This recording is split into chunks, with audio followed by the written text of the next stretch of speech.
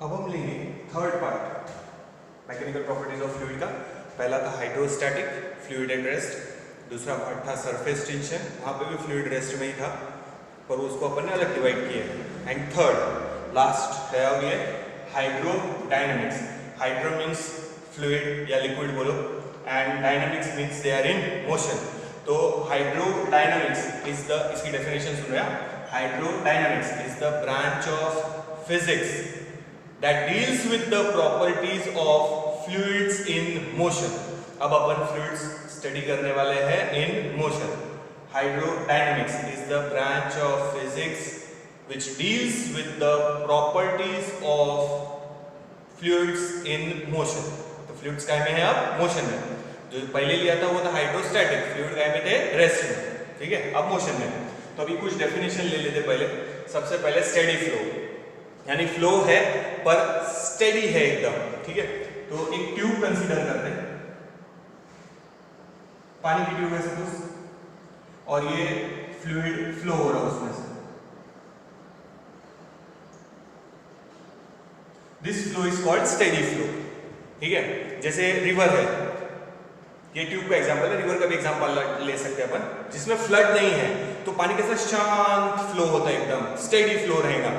पर अगर रिवर में बाढ़ आ गई या एक्स्ट्रा कुछ है तो फ्लो ऐसा भी हो जाएगा, कहीं पे सर्कुलर मोशन, कहीं पे स्ट्रेट लाइन, फिर कहीं पे स्ट्रेट जिगजैग पानी मूव होगा, फिर ये इसको क्या बोलेंगे, हरिकेन, टॉर्नेडो जैसा ये टर्बुलेंस तैयार हो गया, तो यहाँ पे फिर स्ट्रेट लाइन में आ जाएगा, वो टर्बुलेंस शायद यहाँ तैयार हो जाए, तो जिगजैग इसमें मूव होगा, तो वो स्टेडी फ्लो नहीं है। ये कौन सा फ्लो है? Steady flow. तो स्टेडी फ्लो की डेफिनेशन सुना, the flow of the fluid in which velocity or pressure remains constant at a given point throughout the motion।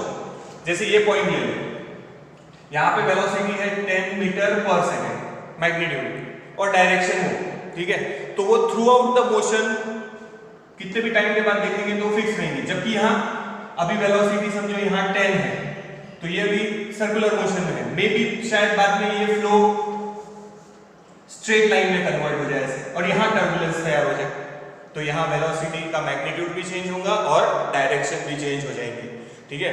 तो it is not a steady flow, it is a turbulent flow, वो बाद में आएगा अपने को, ठीक है। फिर से देखो, steady flow, the flow of the fluid, जैसे ट्यूब में बताया है, जैसे रिवर शांत है तो उसका flow steady flow, the flow of the fluid in which velocity और प्रेशर का भी रिलेशन क्या है बाद में आएंगे, वो सिर्फ डेफिनेशन में भी याद रखना, वेलोसिटी और pressure at a given point या for a given point remains, या given particle remains constant throughout the motion. ये वेलोसिटी यहाँ पे क्या रहेंगी? कांस्टेंट, या प्रेशर यहाँ क्या रहेगा? कांस्टेंट, ठीक है। नाउ फ्लो लाइन, ये लाइन है, ठीक है। यहाँ टेंजेंट ड्रॉ करो, अभी स्ट्रेट लाइन है तो टेंजेंट वही आएंगी, this is the direction of velocity. जबकि यहाँ सर्कुलर मोशन है, या ऐसा वापस यहाँ बना देते हैं, देखो ये टर्बुलेंस, तो यहाँ वेलोसिटी निकालनी है तो यहाँ टेंजेंट बनेंगे, ठीक है। तो आगे लिखना, फ्लो लाइंस, जो पार्टिकल मोशन कंटिन्यू कर रहा, वहां पे जो इमेजिनरी लाइन वो ट्रेस कर रहा, that line is called flow line. The path traced by a particle during the motion is called flow line। जैसे यहाँ का पार्टिकल स्ट्रेट जा रहा है, ये पहली फ्लो लाइन, ये दूसरे पार्टिकल की फ्लो लाइन, ये तीसरे पार्टिकल की, ये चौथे पार्टिकल की। यहाँ पे अभी फिलहाल टेंजेंट हटा देते, ये पार्टिकल ऐसे जा रहा है तो ये इसकी फ्लो लाइन, ये पार्टिकल ऐसे जा रहा है तो ये फ्लो लाइन, ठीक है। Flow line is the path traced by the particle during the motion of the fluid। कोई भी पार्टिकल, उसके फ्लूइड में पार्टिकल्स ही हैं, जैसे यहाँ लिक्विड है तो वाटर के मॉलिक्यूल कंसीडर कर लो, तो वो जो पाथ फॉलो कर रहे हैं that is called flow line. Now stream line क्या है? अब अपन टेंजेंट ड्रॉ करेंगे, यहाँ देखो, तो फॉर स्टेडी फ्लो ये दोनों इक्वल रहेंगे, सेम रहेंगे, ये दोनों जो फ्लो लाइन है वही स्ट्रीम लाइन रहेंगे, यानी यही फ्लो लाइन है, यही स्ट्रीम लाइन है, क्योंकि टेंजेंट वहीं पे आएंगे। अब यहाँ पे ये क्या है? फ्लो लाइन, बट यहां पे अगर वेलोसिटी की डायरेक्शन देंगे तो वो क्या बन गई? Stream line. तो अगर फ्लो स्टेडी है तो फ्लो लाइंस यानी पार्टिकल जो पाथ ट्रेस कर रहा हो और स्ट्रीमलाइन मतलब टेंजेंट ड्रॉ करो, जो वेलोसिटी की डायरेक्शन देगा वो दोनों लाइन क्या रहेंगे, सेम। जबकि टर्बुलेंट फ्लो अगर है तो यहाँ ये है फ्लो लाइन, ये पार्टिकल कहाँ जा रहा है, और ये बनाया है tangent, it will give streamline. Velocity की डायरेक्शन देगा मतलब क्या देगा, स्ट्रीमलाइन। तो अगर स्टेडी फ्लो है तो flow line and streamline are one and the same. But अगर टर्बुलेंट फ्लो है तो ये है path followed by the particle, that is flow line, ठीक है। एंड टेंजेंट ड्रॉ करो कहीं पे भी, it will give the direction of velocity at that point, it is called streamline. तो याद रखना, for steady flow, flow line and streamline, ये फ्लो लाइन पार्टिकल जो पाथ ट्रेस कर रहा, यही वेलोसिटी की डायरेक्शन आएगी यानी स्ट्रीमलाइन। तो दोनों सेम है, बट यहाँ दोनों सेम है। तो ये डेफिनेशन याद रखो। अभी अपन ने देखा hydrodynamics, steady flow, flow line and streamline. याद रखो, for steady flow, flow lines and streamlines are one at the same. Streamlines क्या है, टेंजेंट ड्रॉ करना है वहां पे, जहां पे भी है, यहाँ पे बोला तो यहाँ, यहाँ बोला तो यहाँ ड्रॉ करेंगे, it will give the direction of velocity, ठीक है। And flow line is the path traced by the particle. अगर स्टेडी फ्लो है तो दोनों सेम डायरेक्शन में आएंगे, यानी streamline and flow line are one at the same. But in turbulent flow ये है फ्लो लाइन और ये है टेंजेंट जो बनाया वो है स्ट्रीमलाइन, ठीक है। देखिए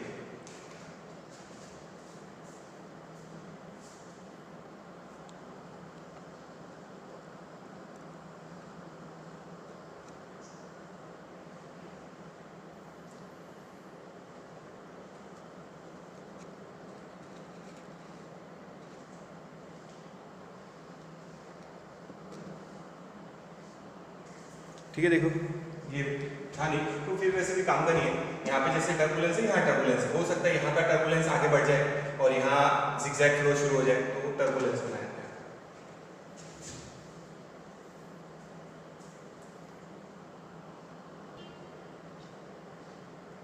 अब हम लेंगे स्ट्रीमलाइन फ्लो और टर्बुलेंट फ्लो, जो भी बताया ही है अपन ने। देखो स्ट्रीमलाइन फ्लो फर्स्ट डायग्राम में एक्सप्लेन कर देते।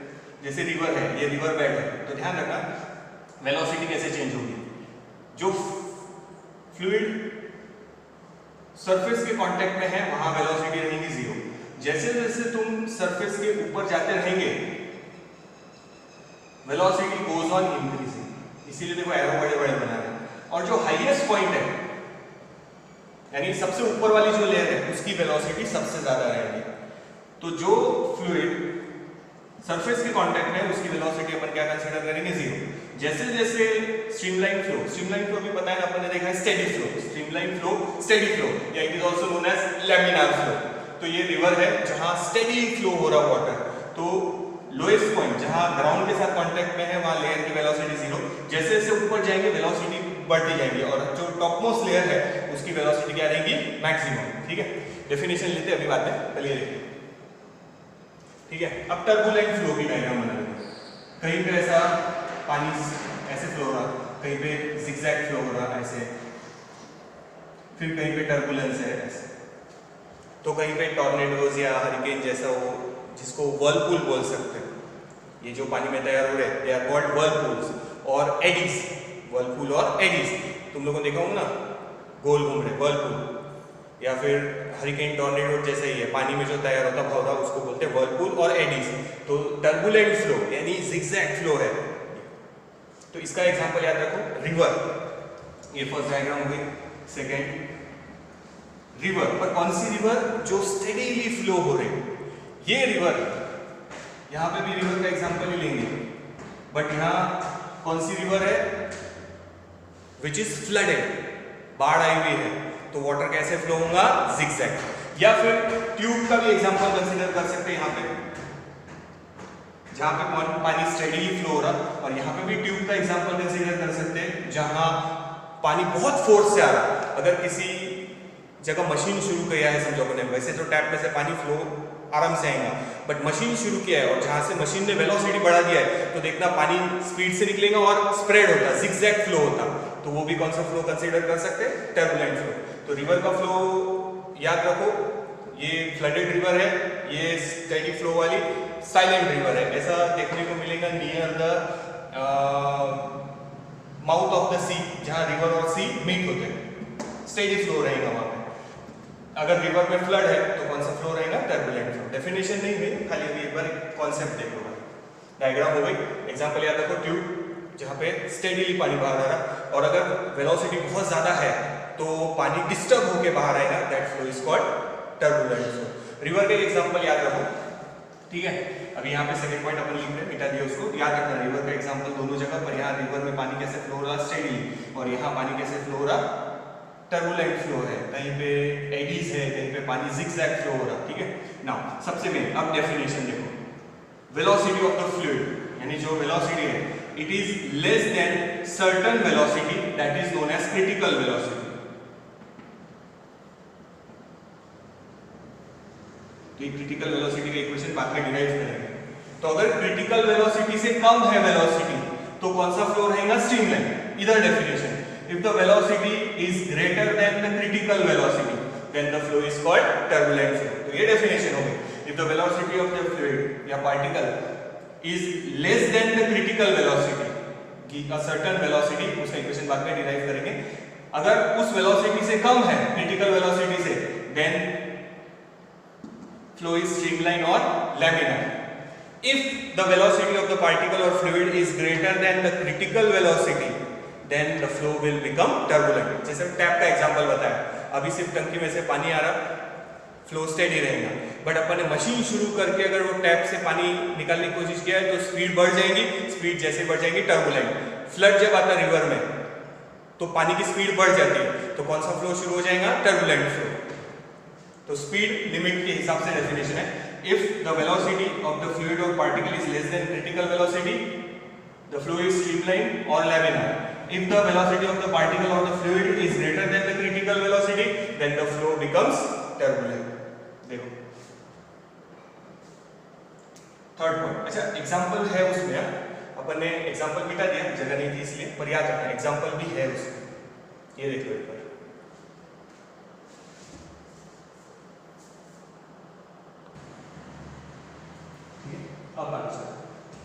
अब देखो स्ट्रीमलाइन याद है ना, स्ट्रीमलाइन यानी टेंजेंट। तो यहां ड्रॉ करेंगे तो फ्लो लाइन और स्ट्रीमलाइन दोनों क्या है? Same for steady flow. तो यहां कोई भी स्ट्रीमलाइन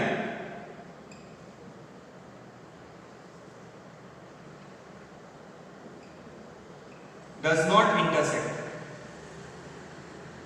यहां स्ट्रीमलाइन एक दूसरे को इंटरसेक्ट नहीं होंगे, जबकि यहां यही डायग्राम फॉलो करेंगे। फ्लो कैसा है? रैंडम है, कहीं पे एडीज तैयार हो रहे हैं, कहीं पे रैंडम मोशन है, तो यहां स्ट्रीमलाइन एक जैसे रहेंगे जबकि यहां नहीं रहेंगे, ठीक है। नेक्स्ट पॉइंट देखो, फोर्थ देखो, यहां पे देखो लेयर्स में डिवाइडेड है, इस लेयर की वेलोसिटी कम, इस लेयर की वेलोसिटी 0, इस लेयर की वेलोसिटी ज्यादा, उससे ज्यादा और सबसे ज्यादा। तो यहां पर्टिकुलर लेयर्स में डिवाइडेड है, फिक्स्ड लेयर्स में डिवाइडेड है, जबकि यहां फिर से वही डायग्राम पर से लिखना, कौन सा मोशन है? रैंडम। तो ऐसे डिवीजन नहीं रहेगा, कौन सा मोशन रहेगा? Random motion. फिर से देखना, यहां स्ट्रीम लाइंस, ये फ्लो लाइन बनाया है और टेंजेंट बनाएंगे तो वेलोसिटी की डायरेक्शन मिलेगी, that will be stream line. Stream line do not intersect each other, देखो पैरेलल चल रहा है, जबकि यहां कहीं पे हरिकेन्स बोलने से बोलेंगे एडीज तैयार हो रहे हैं, व्हर्लपूल तैयार हो रहा है, कहीं पे फ्लूइड स्टेट है, कहीं पे जिगजैग है, तो यहाँ वो इंटरसेक्शन का लॉजिक नहीं चलेगा। जबकि यहाँ जो फ्लूइड का मोशन है it is divided into layers, equally spaced parallel layers, जबकि यहाँ कौन सा मोशन है? Random motion. और डायग्राम भी आ सकती है, तो एक बार टेबल टेक्स्ट में से पढ़ लेते हैं, ये डिफरेंस हो गया। तो मेन तो यही है कि वेलोसिटी अगर क्रिटिकल वेलोसिटी से कम है फ्लूइड की या पार्टिकल की तो स्ट्रीमलाइन फ्लो, टर्बुलेंट फ्लो, और अगर वेलोसिटी ज्यादा है फ्लूइड की या पार्टिकल की तो वो कन्वर्ट हो जाएगा टर्बुलेंट फ्लो में, जिगजैग फ्लो में। स्टेडी फ्लो शांत है एकदम फ्लो, और ये जिगजैग टर्बुलेंट फ्लो है, टर्बुलेंस बोलते हैं उसको, ठीक है। देखो तो ये पॉइंट्स ये दोनों इसमें अलग अलग लग रहा है, पर यहाँ दोनों को में यही डायग्राम पर से लिखना है। यहाँ लिखेंगे एडीज व्हर्लपूल तैयार होंगे, तो जैसे यहाँ स्ट्रीमलाइन इंटरसेक्ट नहीं होते, यहाँ ये नहीं रहेगा, और यहाँ पे लिखना है जैसे लेयर्स में डिवाइडेड है, जबकि यहाँ कौन सा मोशन है? रैंडम मोशन है, इसके जैसा स्टेडी एक जैसा मोशन नहीं है, कौन सा मोशन है? रैंडम मोशन, ठीक है। देखिए तो ये अपना डिस्टिंग्विश बिटवीन हो गया streamline flow and turbulent flow. अब क्रिटिकल वेलोसिटी का इक्वेशन डिराइव करेंगे बाद में कि कितनी वेलोसिटी रही या किससे कम या किससे ज़्यादा तो स्ट्रीमलाइन रहेगा या टर्बुलेंट रहेगा, उसका इक्वेशन डिराइव करेंगे। ये देखिए, तो याद रखो स्ट्रीमलाइन फ्लो या लैमिनार फ्लो मतलब स्टेडी फ्लो और टर्बुलेंट फ्लो मतलब जिगजैग फ्लो।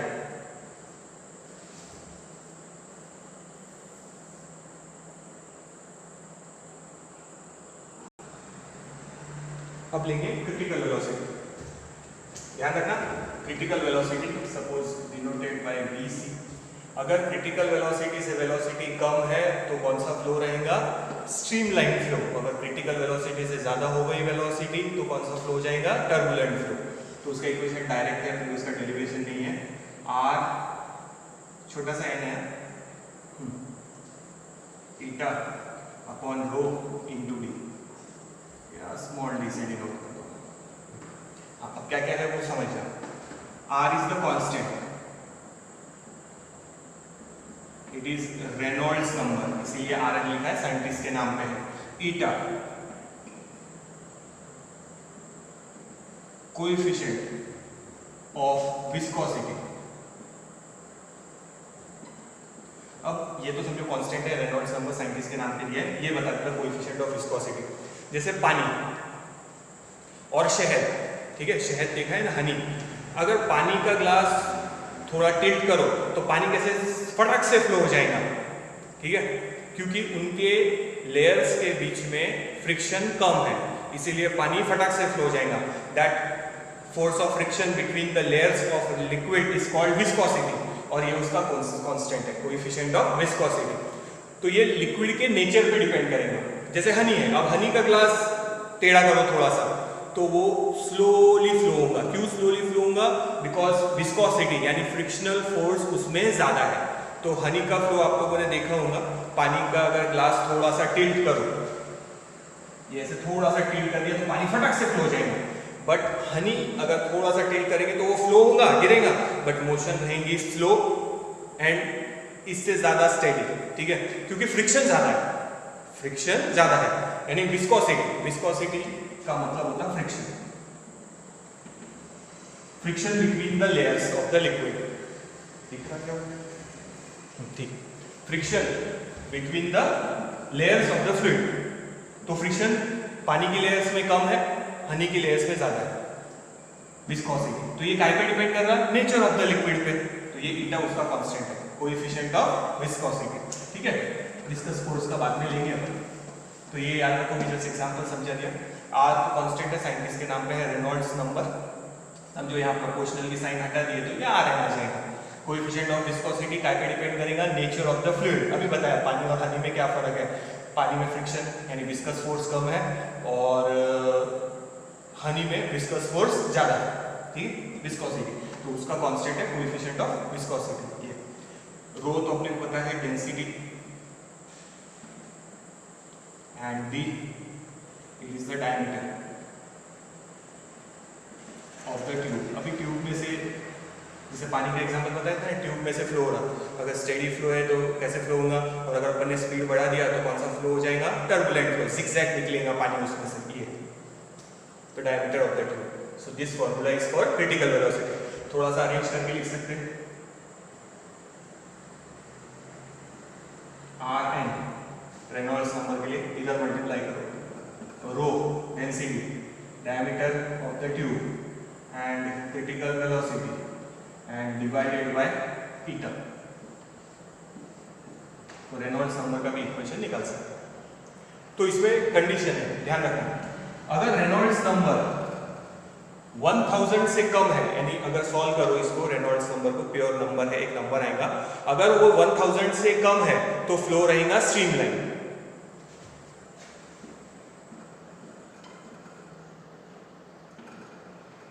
अगर ये 2000 से ज्यादा है,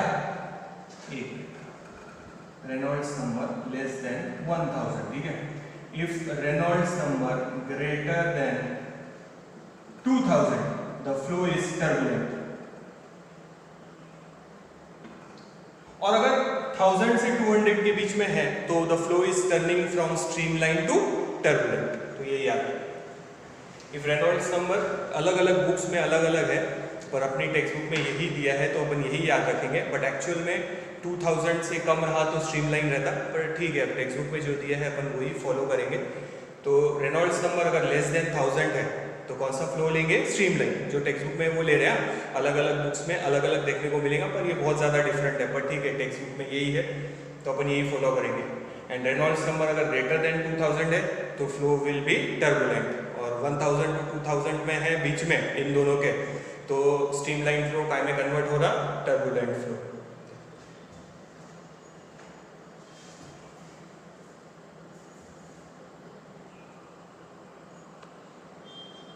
तो ये रेनॉल्ड्स नंबर की वैल्यूज याद रखना, अलग अलग बुक्स में अलग अलग है, पर टेक्स्ट बुक में जो दिया है अपन वही याद रखेंगे, ठीक है। और याद रखना Reynolds number is a pure number, no unit no dimension, सिर्फ नंबर रहेंगे। अब डिफाइन करेंगे विस्कोसिटी। अभी बताया विस्कोसिटी ये प्रॉपर्टी है, देखो फिर से वही ग्लास ऑफ वाटर टिल्ट करेंगे तो उसका फ्लो कैसा रहेगा? क्विक। और हनी या सिरप लेंगे और उसका टिल्ट करेंगे तो फ्लो कैसा रहेगा? Slow and sticky. कंटेनर को स्टिक होगा ज़्यादा, क्योंकि फ्रिक्शनल फोर्स ज़्यादा है हनी की लेयर्स में और वाटर की लेयर में फ्रिक्शनल फोर्स कम है। That property is called viscosity. Viscosity is the property by virtue of which, यानी because of which the layer of the fluid oppose their motion, layer of fluid oppose their motion is called viscosity. तो viscosity किसकी ज्यादा है? हनी की। और viscosity किसकी कम है? Water की। तो याद रखना फिर से, viscosity is the property of fluid, it is the property of fluid due to which they oppose the relative motion between the layers. Layers के बीच में का मोशन अपोज करेंगे, यानी क्या क्रिएट होगा? Friction. That property is called viscosity. And the force is called viscous force या viscous drag, and it is nothing but friction. तो डेफिनेशन वैसे ही लिखेंगे, टेंजेंशियल फोर्स, लेयर्स के बीच में कौन सा फोर्स रहेगा? Tangential force between the layers.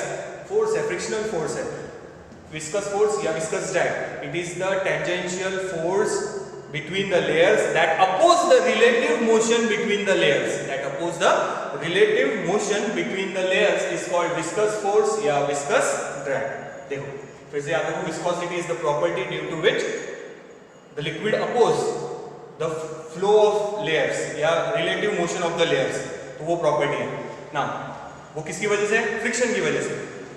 Viscous force या viscous drag, it is the tangential force between the layers, यानी कौन सा फोर्स है? Frictional force between the layers that oppose their relative motion is called viscous force या viscous drag.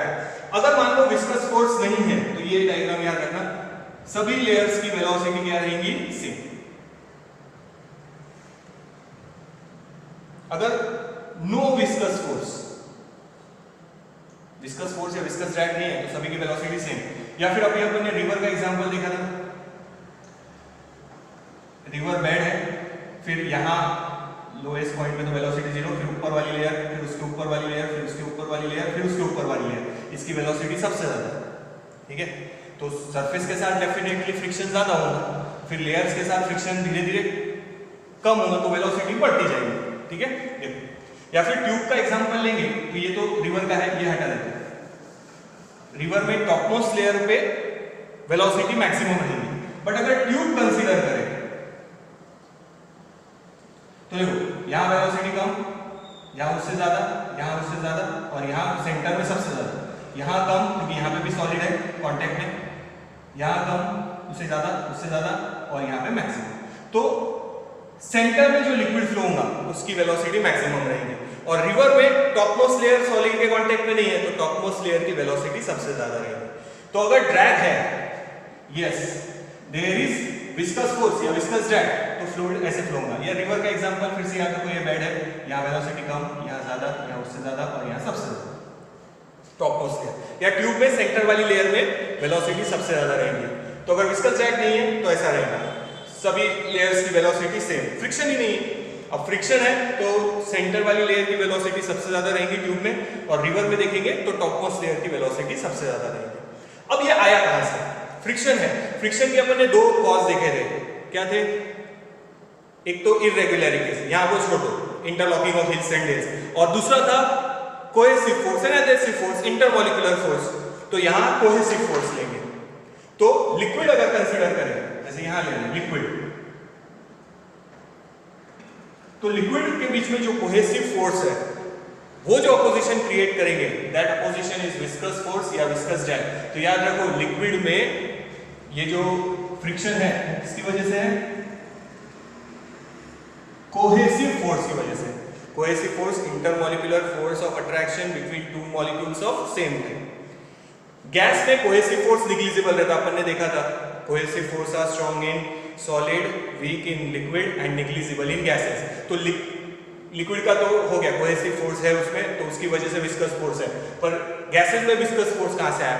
तो उसमें क्या, molecule move होते समय वेलोसिटी ज्यादा है तो क्या होंगे? कोलिजन। बस। तो लिक्विड में कोहेसिव फोर्स की वजह से है विस्कस फोर्स, और गैसेस में कोलिजन की वजह से है विस्कस फोर्स। ठीक है, याद रखना है। देख लो नेक्स्ट। अच्छा इतना देख लो पहले, फिर तो याद रखना,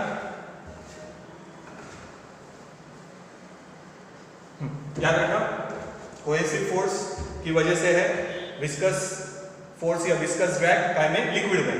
पर कोहेसिव फोर्स निग्लिजिबल रहता है गैसेस में, फिर वहां लेयर के बीच में फ्रिक्शन तो है ही, पर वहां कोलिजन की वजह से, तो मॉलिक्यूल जो स्पीड से मूव हो रहे हैं वो एक दूसरे से कोलाइड होंगे, कोलिजन की वजह से लॉस होगा एनर्जी का, जैसे फ्रिक्शन की वजह से लॉस होता। तो गैसेस में विस्कस ड्रैग या विस्कस फोर्स किसकी वजह से है? Collision between the molecules. और लिक्विड में विस्कस ड्रैग या विस्कस फोर्स किसकी वजह से है? कोहेसिव फोर्स की वजह से। फ्रिक्शन ही है, याद रखो। ठीक है ना। अगर टेम्परेचर बढ़ा तो विस्कस फोर्स कम हो जाएगा। क्यों कम हो जाएगा? क्योंकि टेम्परेचर बढ़ा तो मॉलिक्यूल्स दूर जाएंगे, मॉलिक्यूल दूर जाएंगे तो कोहेसिव फोर्स कम हो जाएगा। तो याद रखो, अगर टेम्परेचर बढ़ा तो विस्कोसिटी या विस्कस फोर्स कम होगा। बट ये कोहेसिव फोर्स का गैसेस में अलग है। अगर गैसेस, ये लिक्विड के लिए ध्यान रखना, फिर इन द ब्लैंक वगैरह के लिए, अगर गैसेस कंसीडर करें तो गैसेस में अगर टेम्परेचर बढ़ा तो मॉलिक्यूल के कोलिजन भी बढ़ जाएंगे, तो डेफिनेटली विस्कस फोर्स भी क्या होगा? इंक्रीज। तो ये गैसेस के लिए याद रखो। तो किसी ने पूछा ऐसा क्यों, तो याद रखो टेम्परेचर बढ़ा तो विस्कस फोर्स लिक्विड के लिए डिक्रीज होगा। क्यों डिक्रीज होगा? क्योंकि टेम्परेचर बढ़ा तो मॉलिक्यूल्स दूर जाएंगे, मॉलिक्यूल दूर जाएंगे तो कोहेसिव फोर्स कम हो जाएगा। अब फ्रिक्शन किसकी वजह से है वहां पे? कोहेसिव फोर्स की वजह से, तो विस्कस फोर्स कम हो गया। बट गैसेस में विस्कस फोर्स किसकी वजह से है? Collision between the molecules. तो टेम्परेचर बढ़ा तो कोलिजन बढ़ेंगे, क्योंकि मॉलिक्यूल फास्ट मूव होंगे, कोलिजन बढ़ जाएंगे, तो विस्कस फोर्स भी बढ़ जाएगा। ये याद रखना।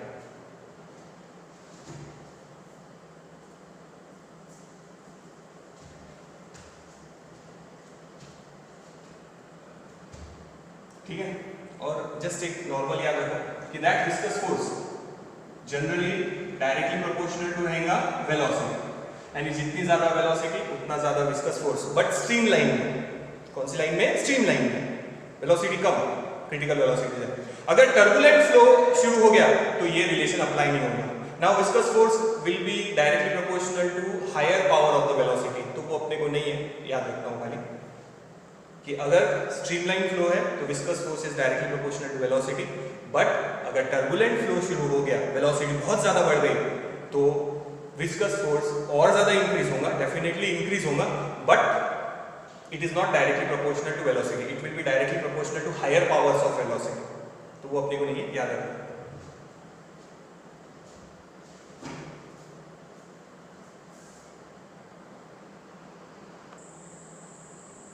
अब लेंगे अपन वेलोसिटी ग्रेडियंट। ग्रेडियंट का मीनिंग पता है अपने को, with respect to distance. Temperature gradient रहा तो टेम्परेचर चेंज हो रहा विद रिस्पेक्ट टू डिस्टेंस। यहाँ है वेलोसिटी ग्रेडियंट, तो वेलोसिटी चेंज हो रही विद रिस्पेक्ट टू डिस्टेंस। फिर से बता देंगे, ये सरफेस ग्राउंड, अब यहाँ वेलोसिटी कम है, यहाँ उससे ज्यादा है, यहाँ उससे ज्यादा है, यहाँ उससे ज्यादा है, और यहाँ सबसे ज्यादा है। रिवर का टॉपमोस्ट लेयर पे वेलोसिटी ज्यादा। अगर यहाँ वेलोसिटी v है तो यहाँ है v प्लस dv, तो यहाँ लिख सकते हैं v माइनस dv। ठीक है, यहाँ v है तो यहाँ प्लस या माइनस। ठीक है, तो ये डिस्टेंस अगर x है तो ये हो जाएगा x plus x plus dx, नीचे वाला x माइनस dx। तो dx डिस्टेंस में वेलोसिटी कितनी चेंज हो रही? dv, ठीक है। So velocity gradient is given by, velocity gradient is given by rate of change of velocity, यानी वेलोसिटी चेंज हो रही dv से कितने डिस्टेंस पे, देखो कितने डिस्टेंस पे, dx। तो ये है velocity gradient. Rate of change of velocity with respect to distance is called velocity gradient. Velocity का यूनिट क्या है? मीटर पर सेकंड, और डिस्टेंस का मीटर, तो मीटर कैंसिल या सेकंड इनवर्स। तो डायमेंशन याद रखो, m0 l0 t माइनस, ठीक है ना। फिर से देखो, यूनिट मीटर पर सेकंड वेलोसिटी का, और डिस्टेंस का मीटर, तो ये मीटर और ये मीटर कैंसिल, 1/सेकंड या सेकंड इनवर्स, दोनों में से कोई भी लिख सकते हैं, और ये हो गए उसके dimension. This is velocity gradient, ठीक है। देखो ये मीटर है,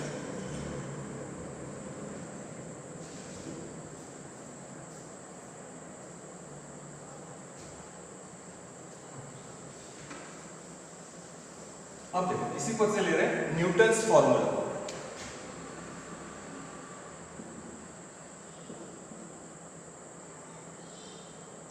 न्यूटन्स फॉर्मूला, ठीक है ना। अकॉर्डिंग टू न्यूटन, उन्होंने डायरेक्ट दिया है, स्टेटमेंट है, याद रखो। द विस्कस फोर्स, कौन सा फोर्स? Viscous force. अभी देखा आपने विस्कस फोर्स यानी force of friction between the layers is directly proportional to area. अब ये एरिया ऑफ द ट्यूब नहीं है, रिवर फ्लो रेट, तो जो लेयर्स का एरिया है, जैसे ये लेयर है ऊपर वाली, उसका एरिया जो है ये है एरिया। याद रखना, A is not the cross section area, it is the area of the surface, ठीक है। जैसे ये ट्यूब बना है, तो ये क्रॉस सेक्शन एरिया नहीं लेना है, यहां से यहां तक का जो एरिया है लेयर का वो लेना है। तो याद रखना, A is the area of the layers जो कांटेक्ट में है, it is not the cross section area, mix मत करना उसको। And that is also directly proportional to velocity gradient. तो according to Newton's formula, according to Newton's cohesive force, viscous force, ये is directly proportional to area of the layers, cross section area नहीं है, ध्यान रखना, and directly proportional to velocity gradient, जो इसके पहले define किया था अपन, ठीक है। प्रोपोर्शनल की साइन हटाएंगे तो कांस्टेंट आएगा ईटा। ईटा अपने को पता है क्या है? कोएफिशिएंट ऑफ विस्कोसिटी, इसके पहले ही बताया था। और ये क्या पे डिपेंड करेगा? नेचर ऑफ द फ्लूइड पे, तो ये याद रखना। तो ईटा का फॉर्मूला अगर बनाएंगे तो क्या बनेगा? FC ये अपॉन में A और अपॉन में ये वैसे के वैसे लिखेंगे dV अपॉन dx, dx वगैरह शिफ्ट नहीं करना उसको। तो ये ईटा का फॉर्मूला हो गया, ईटा इज कोएफिशिएंट ऑफ विस्कोसिटी, ठीक है। हाँ, अब ध्यान दो इसकी डेफिनेशन, जहां से है फॉर्मूला वहीं से रखना है। Coefficient of viscosity is defined as, coefficient of viscosity is defined as, eta is coefficient of viscosity, ठीक है। Coefficient of viscosity is defined as viscous force per unit area per unit velocity gradient. तो upon में per लिख, ध्यान देना वापस से। Coefficient of viscosity is defined as viscous force, कौन सा force? Viscous force per unit area per unit velocity gradient. Unit देखो, फोर्स का न्यूटन, एरिया का मीटर स्क्वायर, और वेलोसिटी का मीटर पर, सॉरी वेलोसिटी का लिखना फिर ये डायरेक्ट लिख लेते 1/s। अभी तो निकालना वेलोसिटी ग्रेडियंट का, मीटर पर सेकंड फिर मीटर कैंसिल जाना चाहिए, डायरेक्ट लिखिए। सो Newton second per metre square, तो ये हो गया उसका SI यूनिट, ठीक है। न्यूटन ये सेकंड ऊपर मल्टीप्लाई हो गया पर मीटर स्क्वायर। या दूसरा यूनिट है CGS पॉइस, कन्वर्जन याद रखना, 1 newton second per metre square, it is 10 poise. ये कन्वर्जन याद रखो, ठीक है। इतना देखो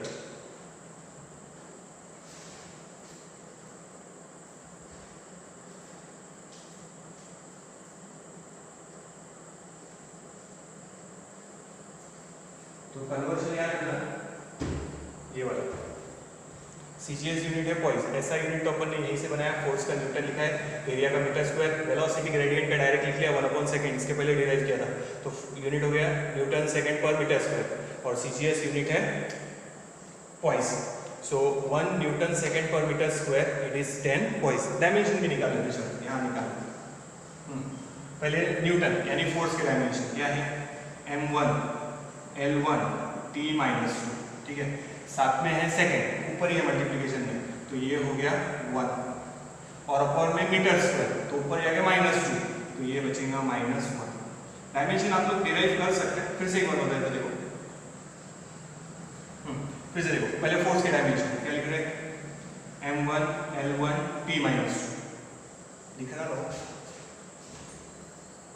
ठीक है, m1 L1 T-2,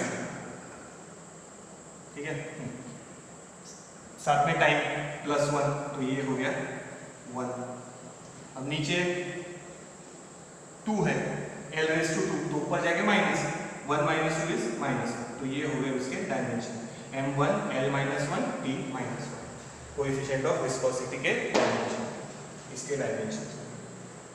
तो याद रखो, ऐसा यूनिट है newton second per metre square, और CGS यूनिट है poise, 1 newton second per metre square is 10 poise. याद रखना, ये कौन सा फॉर्मूला है, न्यूटन्स फॉर्मूला, या कोएफिशिएंट ऑफ विस्कोसिटी का फॉर्मूला पूछा तो भी इसी से डिराइव करना है। तो according to Newton's that viscous force is directly proportional to area of the layer, cross section नहीं, directly proportional to velocity gradient, proportional की साइन हटाए तो कांस्टेंट क्या डाला है, थीटा, तो ये इसमें से किसी पे भी डिपेंड नहीं करेगा, याद रखना, ये काय पे डिपेंड करेगा, नेचर ऑफ द फ्लूइड या नेचर ऑफ द लिक्विड।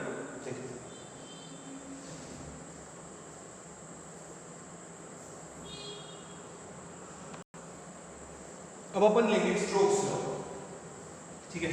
अब इसके लिए कंसीडर करो एक स्फेरिकल ऑब्जेक्ट या मेटल बॉल है, समझो उसको एक कंटेनर में अपन ने डाला है, अगर ये कंटेनर में पानी है तो ये फटक से नीचे पहुंच जाएंगे, ठीक है, मेटल बॉल तो जल्दी नीचे पहुंच जाएगा क्योंकि फ्रिक्शन कम है। अब पानी की जगह अगर हनी डाल देंगे तो उसकी विस्कोसिटी ज्यादा है, विस्कस फोर्स ज्यादा है, तो ये ड्रॉप नहीं, ये मेटल का स्फीयर धीरे धीरे नीचे जाएंगे। अब उसकी जगह और दूसरा लिक्विड ले, जैसे मर्क्यूरी, उसकी डेंसिटी और ज्यादा है, विस्कस फोर्स और ज्यादा है उसका, अगर ये मेटल का बॉल उसमें डालेंगे तो मोशन और भी ज्यादा स्लो हो जाएंगे, वेरी वेरी स्लो, ठीक है। तो सपोज ये मूव हो रहा विथ वेलोसिटी v, या लिख देते, v is the velocity, r is the radius, ये है स्फीयर के लिए, ठीक है, स्फीयर के लिए।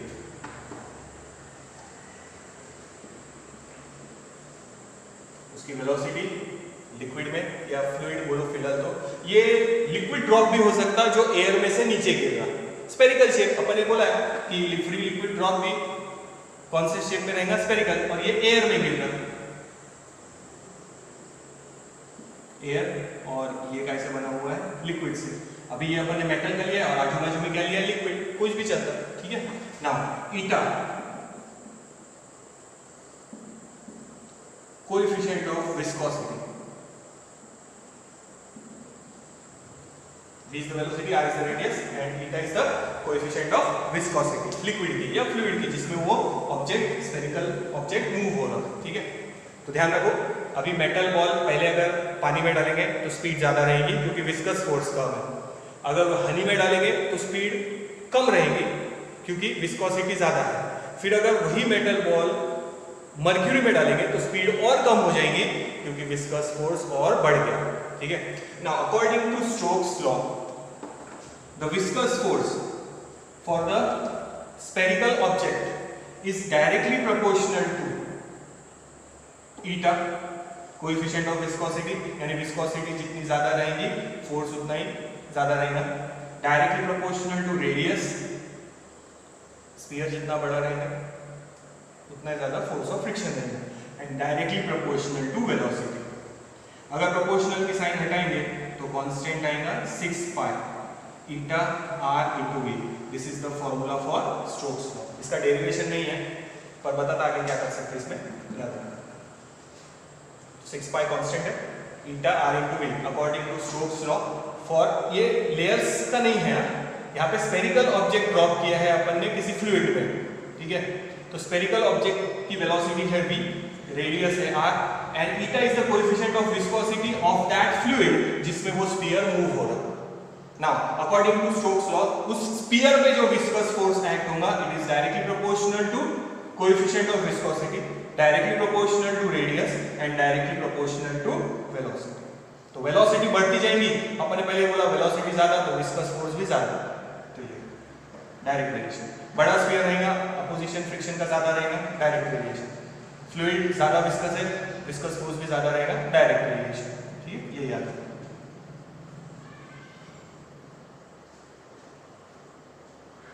अब टेक्स्ट बुक में नहीं दिया है पर अपन ने, मैं जस्ट तुम लोगों को स्टेप बता रहा था, तुम लोग घर पे करना हो। ये बेटा ना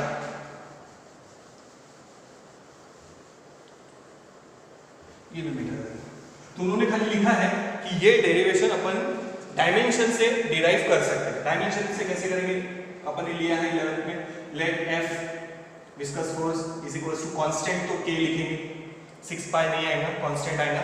हाँ, पहले क्या था, ईटा रेज टू एक्स, फिर आर रेज टू वाई, और फिर क्या था, velocity raise to Z. So dimensions of force लिखेंगे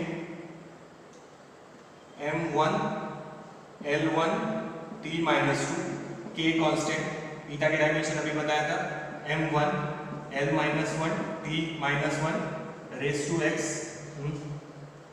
रेडियस की dimension m0 l1 t0 and velocity की dimension raise to x raise to y, और वेलोसिटी की dimension m0 l1 t minus raise to z। इसको simplify करो और x, y और z की वैल्यू निकालना और तीनों आंसर 1 आएंगे। ठीक है, कर लेते, चलो जाने दो, इतना लिखा है तो ये x अंदर मल्टीप्लाई कर रहे हैं, तो यहाँ हो जाएगा x, यहाँ हो जाएगा माइनस x, यहाँ हो जाएगा माइनस x, तो ये y भी अंदर मल्टीप्लाई कर देंगे तो ये बनेगा y, बाकी तो दोनों जीरो है, और ये अंदर मल्टीप्लाई होंगे तो ये z और ये माइनस z। टेक्स्ट बुक में नहीं दिया है पर सॉल्व करके दे रहा, अपन ने किया है ये पहले 11th में बहुत सारे एग्जांपल्स, तो ये वैसे ही करना है। हाँ, कांस्टेंट के x 0 0, सो तुम लोग करके देखना होगा, मे बी आ जाए एग्जाम में। हाँ, माइनस एक्स y और z, तो l raise to minus x plus y and plus z and t raise to minus x minus z, और यहाँ है m1 l1 t माइनस। तो अपन स्टोक्स लॉ का इक्वेशन डिराइव कर रहे हैं by using dimension. Text book में खाली इतना दिया है कि you can derive this by using dimension analysis, तो अपन करके दिखा रहे हैं, आप लोगों ने नोट डाउन कर लेना क्योंकि नोट्स में भी नहीं है ना, टेक्स्ट बुक में है, अगर लगे तो फिर लिख लेना ये। अब x की जगह यहाँ देखो 1, तो x की वैल्यू मिल गई 1, ठीक है, x की वैल्यू यहाँ डालो, so minus x minus z is equals to t के ऊपर यहाँ क्या है माइनस 2, ठीक है। हाँ, तो कंपेयर करेंगे ये 1 minus 1 minus z is equals to minus 2, इसको इधर ले लो, सो जेड प्लस हो जाएगा और ये आएगा आंसर 1, जेड की भी वैल्यू 1 आ गई। अब ये ले लो minus x plus Y plus Z is equals to 1 L के ऊपर, हाँ एक्स की वैल्यू 1 प्लस जेड की वैल्यू डालना है तो Y plus 1 is equals to 1, ये 1 और ये 1 कैंसिल, तो y की भी वैल्यू आ गई 1, तो x, y और z तीनों की वैल्यू 1, तो अपन हमेशा लिखते हैं ऐसा fc is equals to k eta raise to 1 r raise to 1 और v रेज टू 1, तो अपना फॉर्मूला बन गया k ईटा r v, और k की जगह क्या डाल देंगे 6 पाई, तो फॉर्मूला बन जाएगा fc is equals to 6 pi eta r into v। तो ये अपन ने डिराइव कर लिया है बाय यूजिंग डायमेंशन। तो अपन ने डायमेंशन मेथड से x y z की जो वैल्यू निकली है वो इसमें, ये नीचे ही लिखना, x y z की वैल्यू इसमें सब्स्टिट्यूट कर देख लो। तो ये है derivation of Stokes law by using dimension analysis. Text book में खाली बोला है कि डायमेंशन एनालिसिस से आप डिराइव कर सकते हैं, मे बी एग्जाम में आ जाए 2 मार्क के लिए, इसीलिए डिराइव करके रख लेना, ठीक है। Let FC is equals to k eta raised to x r raised to y and v raised to z। अपन ने एक स्टेप खाया है बीच में ना, आप लोग बराबर लिखना, पहले डायमेंशन लिखना, इसके ऊपर था x, इसके ऊपर था y, इसके ऊपर था z, फिर अपन ने वो x y z अंदर लिए और फिर सॉल्व किया, ठीक है। थोड़ा सा अरेंज करके लिखना प्रॉपर, एक स्टेप खाइए यहाँ पे अपन ने, उसको बिटा के पहले डायमेंशन लिखना है और रेस्ट टू x, डायमेंशन लिखना है रेस्ट टू y, डायमेंशन लिखना है रेस्ट टू z, अपन ने वो मिटा के अंदर कर लिया, वहीं पे एक स्टेप कम किया है अपन ने। तो ये देखो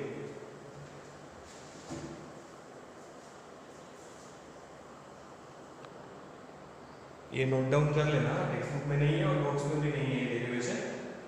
तो अगर आया कि स्टोक्स लॉ डिराइव करो बाय यूजिंग डायमेंशन एनालिसिस, तो आप ऐसे कर सकते हो उसमें।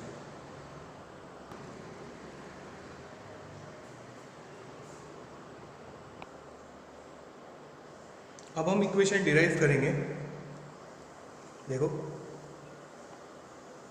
टर्मिनल वेलोसिटी का, ठीक है। We are going to derive the equation for terminal velocity. Now what is terminal velocity वो समझते हैं। Suppose वही अभी वाला एग्जांपल है, स्फीयर बॉल या स्फेरिकल बॉल मेटल का है समझो, और कोई लिक्विड में गिर रहा है, तो इसमें फोर्स कौन से एक्ट होंगे। तो अपने को पता है जब भी अपन कोई ऑब्जेक्ट लिक्विड में डालते हैं तो एक फोर्स अपवर्ड डायरेक्शन में एक्ट होगा and that is up thrust. थोड़ा बड़ा बना ध्यान से देखना, इक्वेशन उसी पर से बनी हो। ये कंटेनर, ठीक है, इसमें ये स्फीयर लिक्विड में नीचे गिर रहा, तो डाउनवर्ड डायरेक्शन में कौन खींचेगा, वेट mg। अब मोशन डाउनवर्ड डायरेक्शन में है तो फ्रिक्शन कौन सी डायरेक्शन में रहेगा, मोशन जिस डायरेक्शन में है फ्रिक्शन हमेशा उसके अपोज में रहता है, तो फ्रिक्शन अपोजिट डायरेक्शन में, प्लस अपवर्ड डायरेक्शन में एक और फोर्स रहेगा and that force is up thrust. अपने को पता है लिक्विड में बुयांट फोर्स बोल सकते हैं, बुयांसी। कोई भी ऑब्जेक्ट जब लिक्विड में डालते हैं तो वो अपने वॉल्यूम जितना पानी डिस्प्लेस करेगा और उस पर एक फोर्स एक्ट होगा कौन सी डायरेक्शन में, अपवर्ड डायरेक्शन में, that force is called up thrust. तो डाउनवर्ड फोर्स है mg और अपवर्ड फोर्स है अप थ्रस्ट और विस्कस फोर्स, ठीक है, और इसमें लिक्विड है। देखो समझ में आएगा, तो अपवर्ड डायरेक्शन में डाउन ड्रॉप स्फीयर है, पानी में गिर रहा है या हनी में गिर रहा है या मर्क्यूरी भी ले सकते हैं, ठीक है। तो यहां लिख देते हैं रो, डेंसिटी ऑफ स्फीयर, एंड जो स्फीयर है उसकी density, sigma density of medium, जो भी मीडियम है उसकी। अच्छा, अब टर्मिनल वेलोसिटी पे आते हैं, ध्यान देना। अपन ने अभी देखा है कि viscous force is directly proportional to velocity. अभी ये फॉर्मूला डिराइव किया था अपन ने, 6 pi eta r into v. अब इसकी वेलोसिटी जैसे जैसे बढ़ती जाएंगी तो अपवर्ड विस्कस फोर्स भी बढ़ते जाएगा, बाकी वेट mg और ये अपथ्रस्ट तो सेम ही रहेंगे, बट ये फोर्स बढ़ रहा, ठीक है, अपवर्ड फोर्स बढ़ते जा रहा। तो एक कंडीशन ऐसी आएंगी, वेलोसिटी बढ़ रही है, एक कंडीशन ऐसी आएगी कि ये फोर्स इतना बढ़ जाएगा कि अपवर्ड फोर्स और डाउनवर्ड फोर्स क्या हो जाएंगे, सेम। तो अब ड्रॉप या वो स्फीयर नीचे गिरेगा विद कांस्टेंट वेलोसिटी। अब नेट रिजल्टेंट फोर्स 0 हो गया तो एक्सेलरेशन भी 0 हो गया, और अगर एक्सेलरेशन 0 हो गया तो वेलोसिटी चेंज नहीं होगी। वेलोसिटी 0 नहीं बोल रहे, एक्सेलरेशन 0 है, means velocity will not change. Now the object will fall with constant velocity, that constant velocity is called terminal velocity.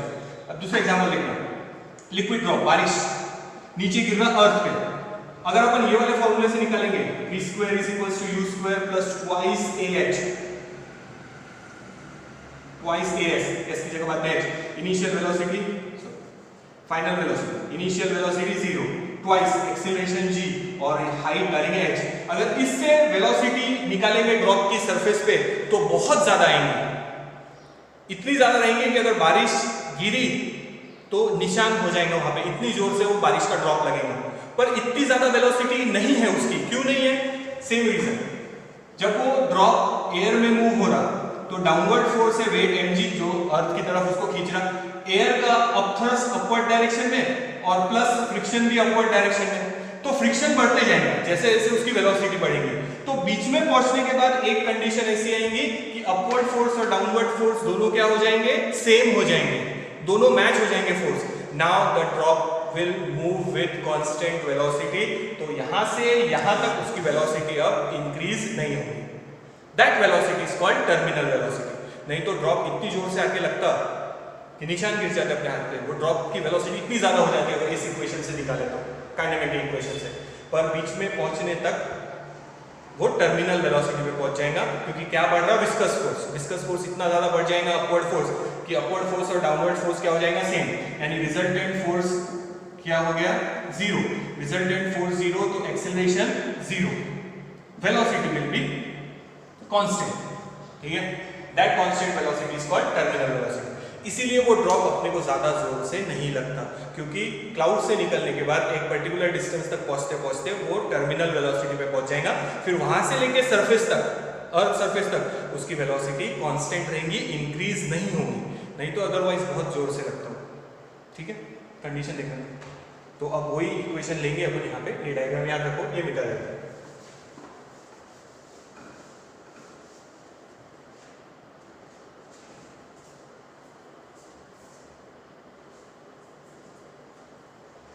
ठीक है। हाँ देखो, upward force is equals to downward force ले रहे हैं। डाउनवर्ड फोर्स क्या है, mg, और अपवर्ड फोर्स क्या है, viscous force plus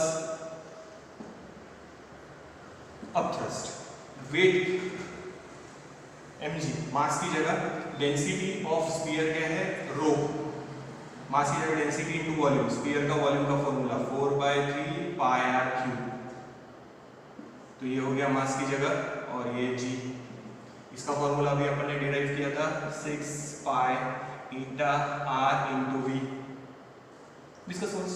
and upthrust, upthrust का फॉर्मूला क्या लिख देता, upthrust is equals to v, density of liquid या फ्लूइड जो भी है, एंड g, ये अपन ने पहले डिराइव किया है, ध्यान रखना।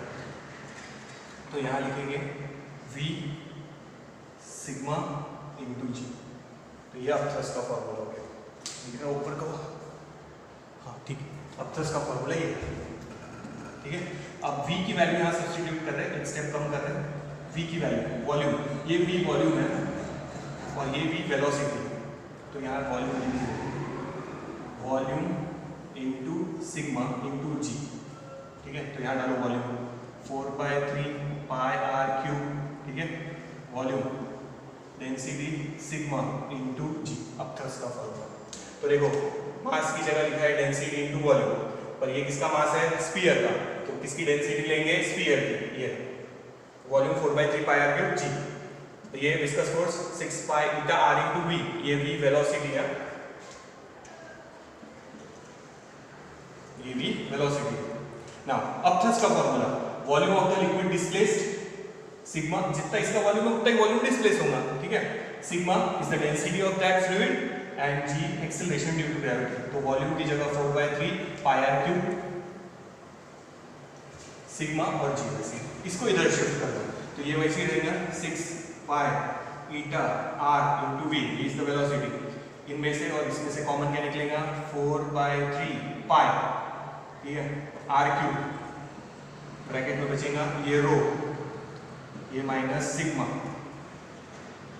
ठीक है, हाँ, और साथ में कॉमन निकलेगा g,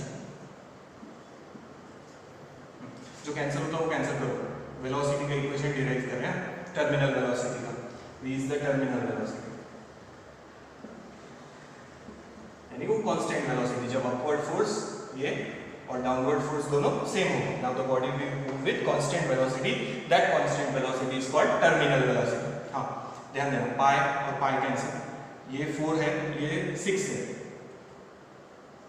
ठीक है, तो ये 2 बचेगा और ये 3 बचेगा, यहाँ मल्टीप्लाई कर दो 9, ठीक है, पाई पाई कैंसिल, ईटा बचा है, r कैंसिल, तो एक बचेगा r स्क्वायर, ब्रैकेट में बचा है रो माइनस सिग्मा, और इधर बचा है g, और ये ईटा जो बचा था वो अपॉन में लेंगे, तो इनको ब्रैकेट में डाल दो नंबर्स को, ये 9 है, नहीं तो g का सीधा रहेगा, ये g, so this is the equation for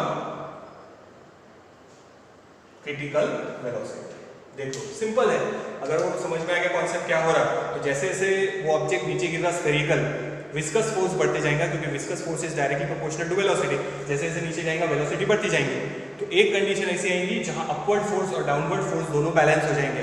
eight that point net resultant force will be zero. Net resultant force zero मतलब एक्सेलरेशन जीरो है तो वेलोसिटी कांस्टेंट हो जाएंगे। Body will move with constant velocity, that velocity is called terminal velocity and this is equation for that terminal velocity 2/9 r square rho minus sigma into g, rho minus sigma bracket में और upon में ईटा।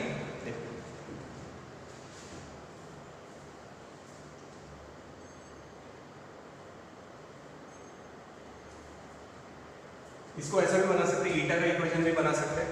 आए तो ध्यान रखना, ईटा will be equal to, ये ईटा इधर और v इधर खाली 2/9 r square rho minus sigma into जी अपॉन वेलोसिटी v। तो ये इक्वेशन आया, याद रखो सिर्फ ईटा और v की जगह बदली है। This is the equation for terminal velocity. कल अपन लास्ट पार्ट देखेंगे, तो ये चैप्टर कल अपना कंप्लीट हो जाएगा। यहाँ तक देख लो।